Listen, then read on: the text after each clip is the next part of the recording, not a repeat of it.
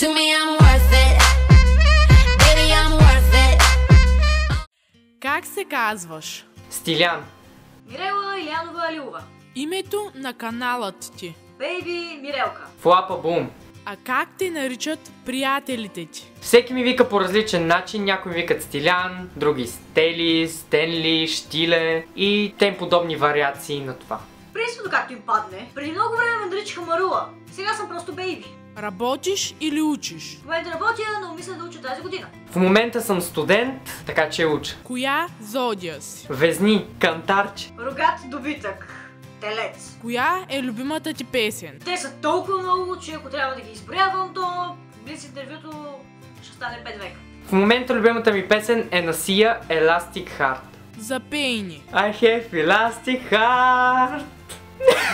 Girl, you playing with my mind. Дилема, дилема, дилема. Имате ли любим сериал? Предимно не гледам сериали, съответно не. Предпочитам филмите пред сериалите. Да, имам и са повече от един. Стоте, The Walking Dead, The Flash. 3 думи, които ви описват. Забавен, горд и начетен. Откачен наивен дечко. 3 думи, които описват другият. Позитивна детинска мисирка. Музикална, фолга, мъдра. Кажете ни нещо забавно. Може да ви разкажа един от моите вицове. Например, този за християнката. Една християнка влезнала в джамия и казала: аз какво правя тук?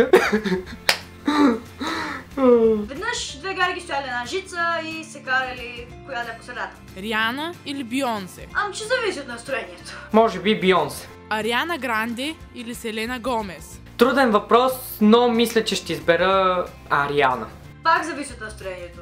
И от песента, която слушам. Ню Йорк или Париж?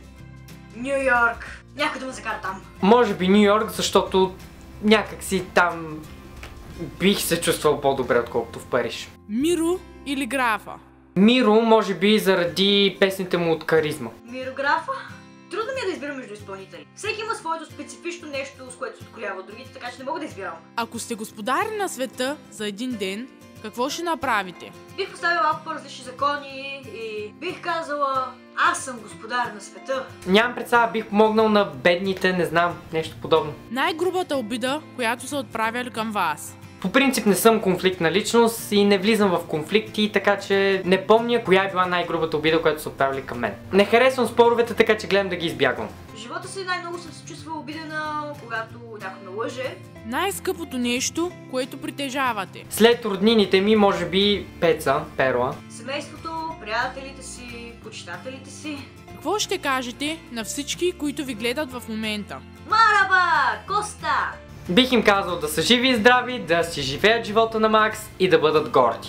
А какво ще кажете на всичките си фенове? Те си знаят, обичам ги, супер яките са и ще издам една малка тайна. Скоро ще има giveaway за тях. Че им благодаря за това, че ме подкрепят, гледат това, което правя, им харесва и това ме кара да искам да се занимавам с това още повече и повече и да ви дам още повече и повече от себе си, съответно. Благодаря ви наистина за цялата подкрепа. А какво ще кажете на мен? Пожелавам ти успех за напред с влоговете. Благодаря ти за участието в това интервю. Съжалявам, че ще забавя толкова много време и мисля, че е време да снимаме вече нещо общо. Сега пратете една целувка на камерата. Чао! Чао!